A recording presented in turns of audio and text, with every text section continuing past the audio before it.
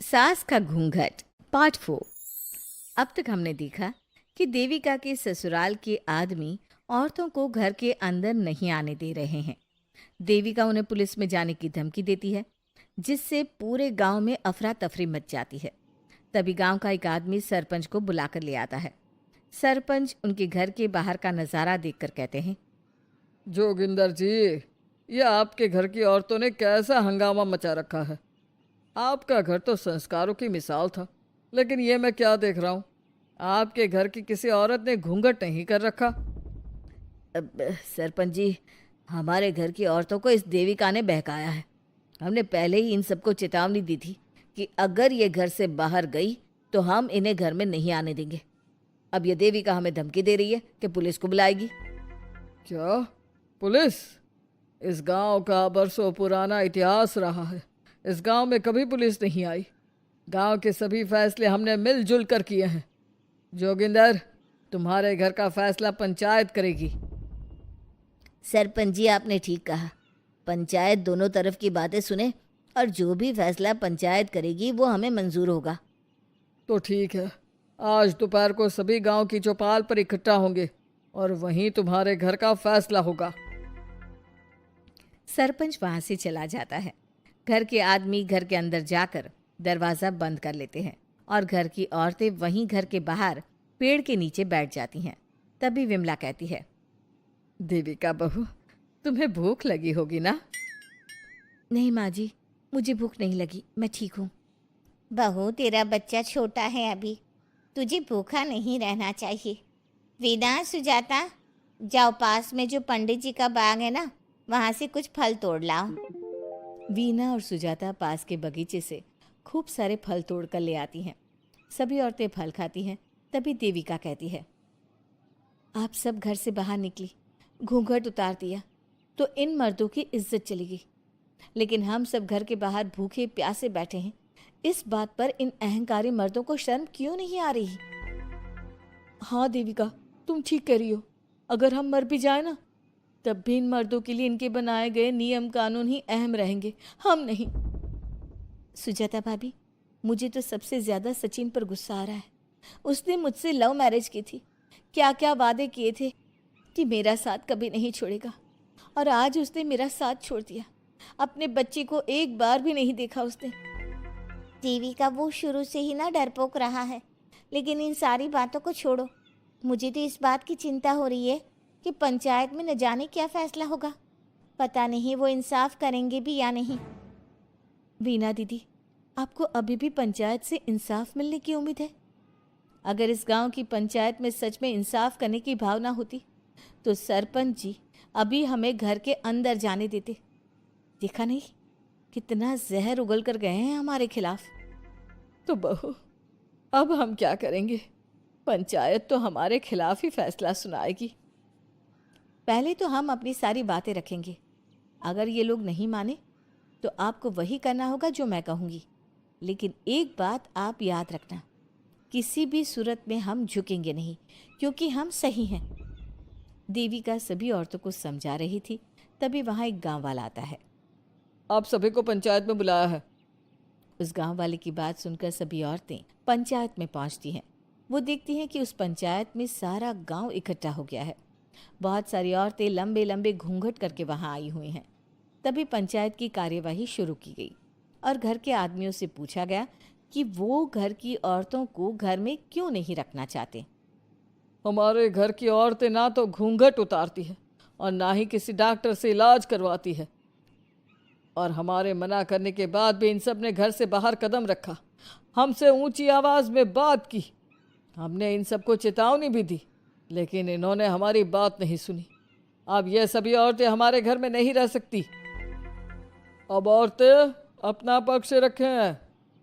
ये कानून की किस किताब में लिखा है कि औरतों को घूंघट करना चाहिए? और अगर मेरे ससुराल की औरतें मुझे डॉक्टर के पास ना लेकर जाती तो ना मेरा बच्चा जिंदा बचता और ना ही मैं। लेकिन दाई अम्मा से हम इलाज करवा रहे थे ना। दाई अम्मा को कुछ समझ में नहीं आ रहा था। देविका का इलाज दाई अम्मा के बस की बात नहीं थी। काफी देर तक दोनों पक्षों में बहस चलती रही। दोनों एक दूसरे पर आरोप प्रत्यारोप लगाते रहे, लेकिन दोनों पक्षों की बात सुनने के बाद पंचायत ने जो फैसला लिया उसके लिए तो देविका पहले से ही तैयार थी। दोनों पक्षों की बात सुनने के बाद पंचायत ने यह फैसला किया है कि सारी गलती महिलाओं की है। अगर वो अपने अपने पतियों से माफ़ी मांग लेती है और वादा करती है कि भविष्य में कभी ऐसी गलती नहीं दोहराएंगी, तो वो घर के अंदर प्रवेश कर सकती हैं। हमें पंचायत का फैसला मंजूर नहीं है। हमने कोई गलती नहीं की जो हम माफ़ी मांगे। और किस बात का वादा करें हम? हमने देविका की जान बचाई है, तो आप हमसे भविष्य में किसी की जान ना बचाने का वादा ले रहे हैं क्या? अगर तुम्हें पंचायत का फैसला मंजूर नहीं है तो तुम सबको घर में नहीं पुरानी हवेली में रहना होगा, जो अब खंडहर बन चुकी है। यह खंडहर तुम्हारे घर के सामने ही है। सरपंच जी, आपका फैसला सही नहीं है। एक बार और सोच लीजिए इस फैसले के बारे में। ओ शहर की छोरी, 4 किताबें क्या पढ़ ली, हमें सही गलत का पाठ पढ़ाएगी? तुझे पता नहीं कि पंचायत का फैसला यहाँ सदियों से चलता आया है और लोग उसी को मानते आए हैं। अच्छी तरह जानती हूँ सरपंच जी। अगर मैं चाहूँ तो आपके इस फैसले को कोर्ट की चौखट तक ले जा सकती हूँ। पुलिस को बुलाकर अभी घर के अंदर जा सकती हूँ। पंचायत और घर के आदमियों की शिकायत पुलिस में कर सकती हूँ और अपने बच्चे को उसका हक दिलवा सकती हूँ। लेकिन नहीं, मैं ऐसा नहीं करूँगी। मैं उसी खंडहर में रहूँगी और इस गांव के आदमियों को दिखा दूंगी कि औरत खंडहर को भी महल बना सकती है, और वो भी बिना किसी आदमी की मदद के। सारे गांव की औरतें देविका की बातें सुनकर हैरान हो जाती है। उनका जीवन घूंघट और घर के 4 दीवारी के बीच में ही था। कोई औरत अपने हक के लिए पंचायत से भी टकरा सकती है, ये बात उन्होंने पहली बार सुनी थी।